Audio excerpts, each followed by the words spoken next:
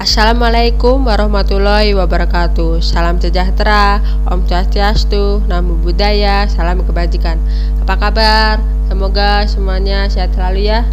Dalam rangka mengerjakan tugas pengganti ujian akhir semester 1 mata kuliah Internet of Things, kami dari kelompok 8 akan menjelaskan materi tentang hukum benda.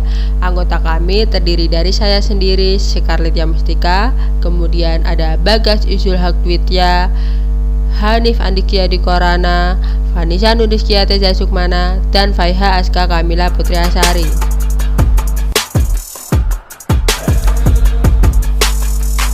Hukum benda adalah keseluruhan peraturan yang mengatur tentang hubungan hukum antara seseorang dengan benda. Aturan hukum ini terdapat di dalam buku 2 KUH Perdata mulai dari pasal 499 sampai dengan 1232.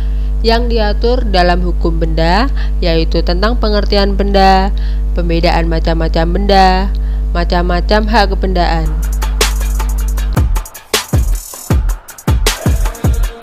Halo teman-teman, di sini saya akan menjelaskan tentang macam-macam benda. Menurut pasal 503 KUH Perdata, terdapat benda berwujud dan tidak berwujud. Benda berwujud adalah benda yang dapat dilihat dan dirasa oleh panca indera. Sedangkan benda tidak berwujud adalah benda yang tidak dapat dirasa dan dilihat oleh panca indera, tetapi dapat dirasakan manfaatnya. Menurut pasal 504 KUH Perdata, terdapat benda bergerak dan tidak bergerak.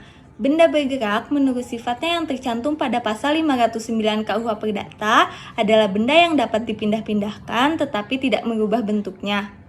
Benda tidak bergerak adalah benda yang secara alamiah melekat di atas tanah, tidak bergerak karena tujuan pemakaiannya, serta tidak bergerak menurut undang-undang.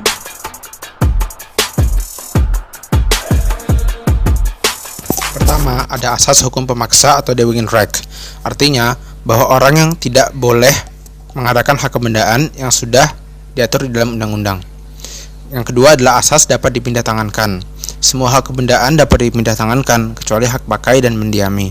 Dan yang ketiga adalah asas individualitas.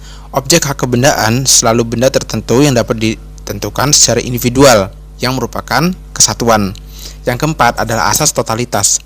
Hak kebendaan selalu terletak di atas seluruh objeknya sebagai satu kesatuan. Yang kelima adalah asas tidak dapat dipisahkan.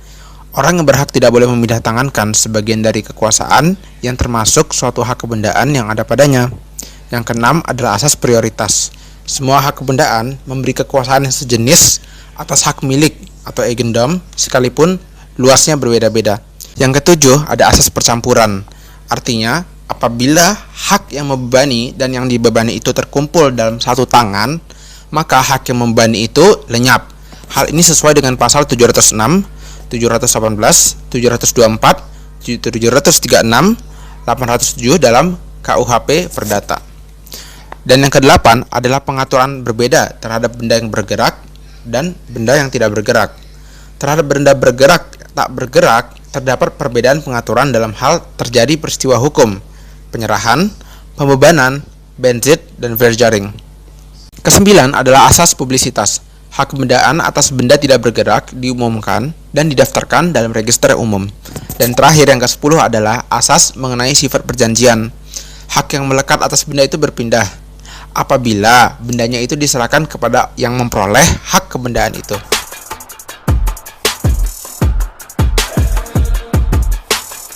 Apa sih hak kebendaan itu? Pengertian hak kebendaan yaitu hak yang memberikan kekuasaan langsung atas suatu benda dan dapat dipertahankan terhadap setiap orang. Dan yang harus teman-teman tahu, hak kebendaan itu berbeda dengan hak perorangan. Lalu, apa saja sih ciri-ciri atau sifat hak kebendaan itu? Yang pertama yaitu bersifat mutlak, yang berarti dapat dipertahankan terhadap siapapun. Lalu yang kedua, zat default, yang berarti mengikuti benda dimanapun berada.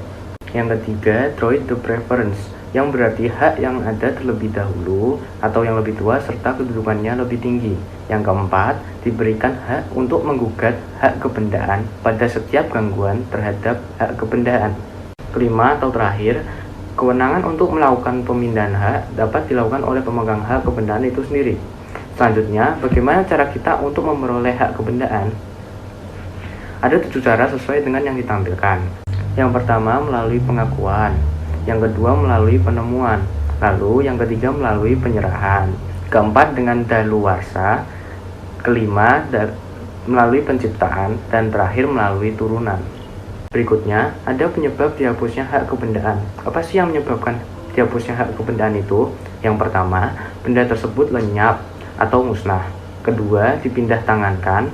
Ketiga, pelepasan hak.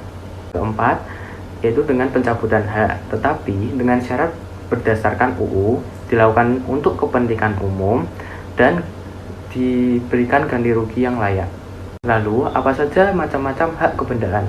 Menurut Undang-Undang Pokok Agraria, macam-macam hak kebendaan yang pertama yaitu hak milik, lalu yang kedua hak guna usaha, yang ketiga hak guna bangunan, keempat hak pakai, dan yang kelima hak sewa. Sedangkan menurut buku KUH Perdata, macam-macamnya yang pertama, hak kebendaan yang bersifat memberikan kenikmatan. Hak ini dibedakan menjadi dua, yaitu hak benda milik sendiri dan hak benda milik orang lain. Lalu, yang kedua yaitu hak kebendaan yang memberikan jaminan.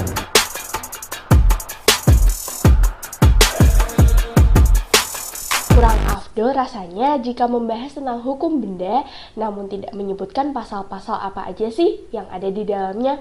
Nah, pada kesempatan kali ini saya akan membahas kitab Undang-Undang Hukum Perdata yang membahas tentang hukum benda. Tepatnya terdapat di dalam buku kedua tentang hukum benda. Di dalam buku kedua terdapat 21 bab yang membahas tentang hukum benda. Di sini saya akan membahas satu bab aja nih. Untuk yang lainnya kalian dapat baca sendiri dalam kitab Undang-Undang Hukum Perdata. Nah, di bab ke-1 tentang kebendaan dan cara membeda-bedakannya. Pada bagian pertama, membahas tentang kebendaan pada umumnya. Di sini membahas segala sesuatu yang berkaitan dengan hukum benda secara umum. Pada bagian kedua, tentang cara membeda-bedakan kebendaan. Pada bagian ketiga, tentang kebendaan tak bergerak. Contohnya adalah tanah dan bangunan. Pada bagian keempat, tentang kebendaan bergerak. Contohnya alat transportasi. Dan pada bagian terakhir, yaitu bagian kelima, tentang kebendaan dalam hubungan dengan mereka yang menguasainya. Dalam hal ini, kepemilikan benda tersebut.